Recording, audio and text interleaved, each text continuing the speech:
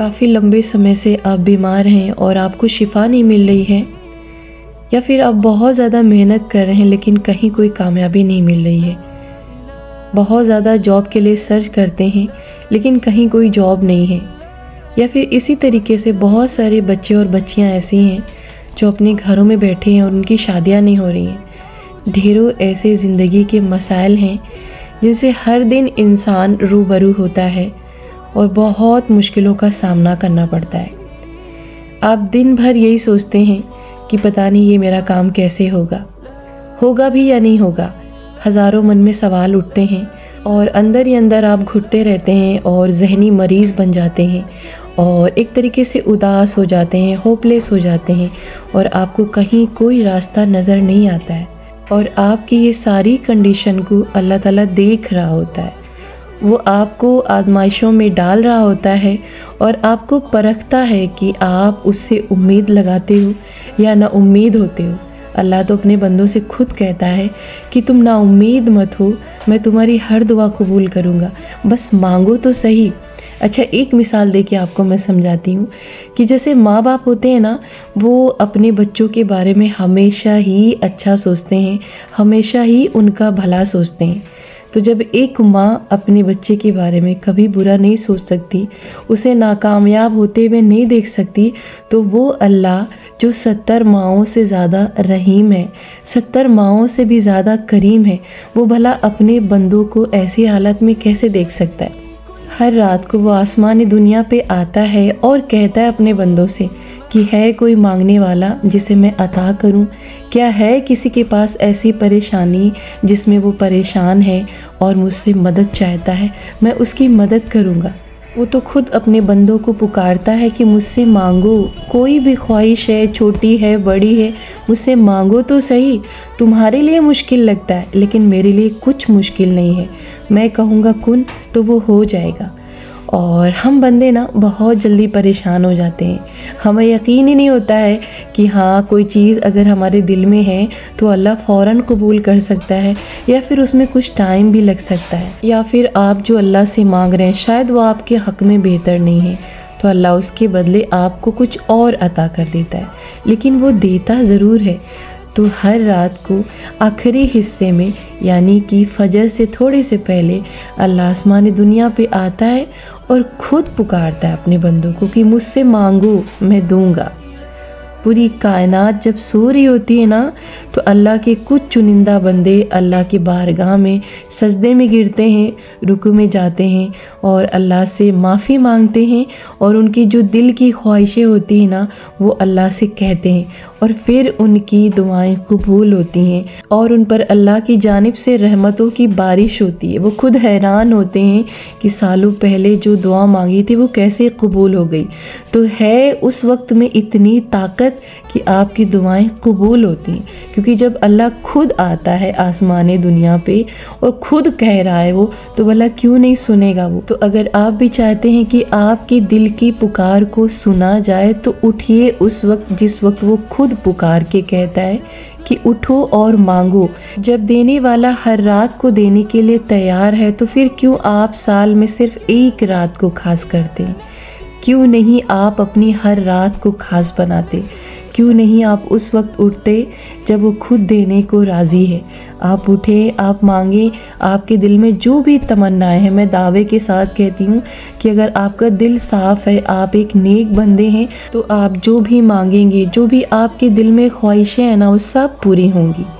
اور رہی بات کسی ایک خاص رات میں جگنے کی، یعنی جس دن بندوں کا حساب کتاب ہوتا ہے، تو وہ رمضان کے آخری عشرے کی رات ہے، یعنی جو طاق عدد والی راتیں ہیں نا، اس میں ایک ایسی رات آتی ہے جب اللہ تعالیٰ پورے سال کا حساب کتاب بندوں کے بارے میں کرتے ہیں، اور اس رات کو لیلۃ القدر کی رات بولتے ہیں، اور اسی رات میں بندوں کا حساب کتاب ہوتا ہے۔ تو آپ قرآن کھولیں اور قرآن کا ترجمہ ڈیٹیل سے پڑھیں، آپ کے بہت سارے سوالوں کے جواب آپ کو ملیں گے۔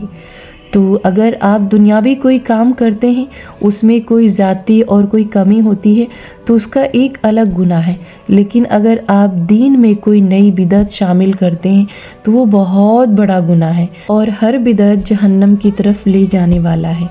تو ابھی شعبان کا مہینہ چل رہا ہے، اور رمضان کے علاوہ کوئی ایسا مہینہ جو تھا جس میں آپ صلی اللہ علیہ وسلم کثرت سے روزہ رکھتے تھے تو وہ شعبان کا مہینہ تھا،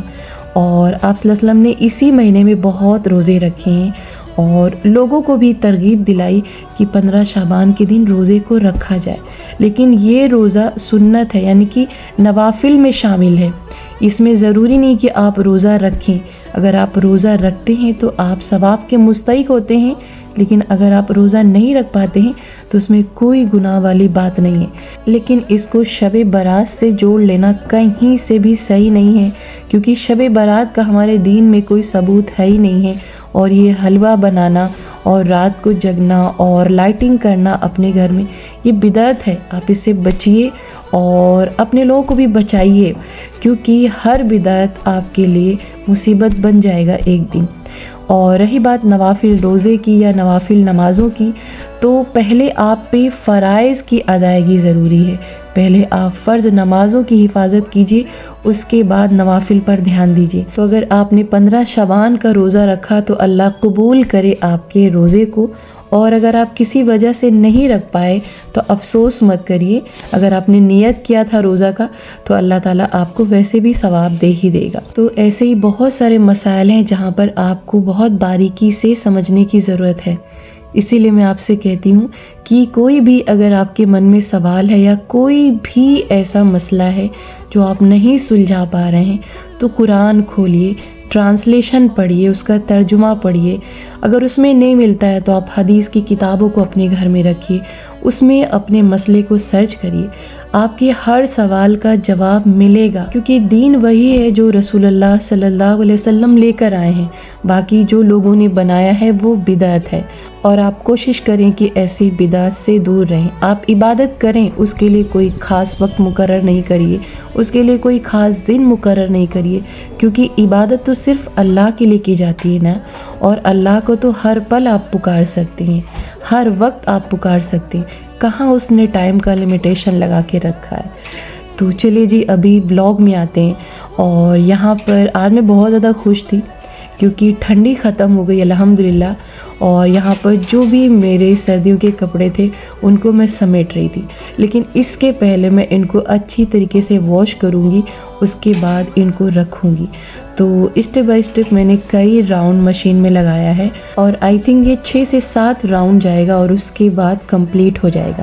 تو جب آپ کو ٹھنڈی کے کپڑے رکھنے ہوں تو آپ اچھے سے ان کو دھلیے، سکھائیے، اس کے بعد رکھیے، کیونکہ جب ٹھنڈیاں آ جاتی ہیں نا تو پھر انسان گرم کپڑے نکالتا ہے اور پہننا شروع کر دیتا ہے۔ تو ٹھنڈی چلی گئی تو آپ کے گھر میں جتنے بھی ٹھنڈ کے کپڑے بکھرے ہوں ان کو اچھے سے واش کریے اور پھر آرام سے ان کو الماری میں رکھ دیجیے۔ تو یوں تو ٹھنڈی ابھی تک ختم نہیں ہوئی، کیونکہ صبح اور شام ابھی ٹھنڈی ہو رہی ہے، لیکن جیسا کہ میں نے آپ کو بہت بار بتایا کہ میرے فلور پہ اتنی ٹھنڈی نہیں ہوتی ہے۔ اور ویسے اس ٹائم میں نے واک کرنا سٹارٹ کیا تھا، لیکن 1 ہفتے تک میں بیمار رہی، مجھے فیور تھا، تو میں نے واک بند کر دیا ہے، اور مجھے ایسا لگتا ہے کہ اب میرا جانا عید کے بعد ہی ہو پائے گا۔ اور اس بیچ بہت سارے کام ہیں، اور اس طریقے کے بہت سارے کام ہو جاتے ہیں جن میں آپ کو صبح صبح لگنا پڑتا ہے۔ تو ناشتے کے بعد فوراً میں لگ گئی تھی، اور جیسے جو بھی کپڑے سوکھتے جا رہے تھے اس کو میں لان میں ہی بیڈ شیٹ بچھا کے اس کو رکھ دے رہی تھی کہ اچھے سے سوکھ جائے، کیونکہ اگر اچھے سے اس میں دھوپ نہیں لگے گی نا تو پرابلم آ سکتی ہے کپڑے میں۔ تو آپ جب بھی اس کو رکھیں تو کوشش کریں بہت اچھے سے اس کو دھوپ دکھا دیں۔ تو فی الحال جیسے ہی ٹھنڈی ختم ہوتی ہے اور یہ ٹھنڈ کے کپڑے اپنے ٹھکانے پہ پہنچ جاتے ہیں تو وارڈروب میں بہت ساری جگہ ہو جاتی ہے۔ مجھے تو بہت زیادہ خوشی ہوتی ہے، کیونکہ مجھے ٹھنڈ بالکل نہیں پسند ہے، اور اوپر سے جب یہ سارے کپڑے نکل جاتے ہیں نا ٹھنڈ کے تو بہت الجھن ہوتی ہے، اور وارڈروب میں بہت جگہ کی کمی ہو جاتی ہے۔ تو بس آج پورا دن اسی سب کاموں میں بیتا ہے، اور مجھے لگتا ہے کہ مجھے اس میں 2 دن لگنے والے ہیں، کیونکہ دھوپ تھوڑی کم آ رہی ہے اور اس طریقے سے جیکٹ ہماری سوکھ نہیں پائے گی۔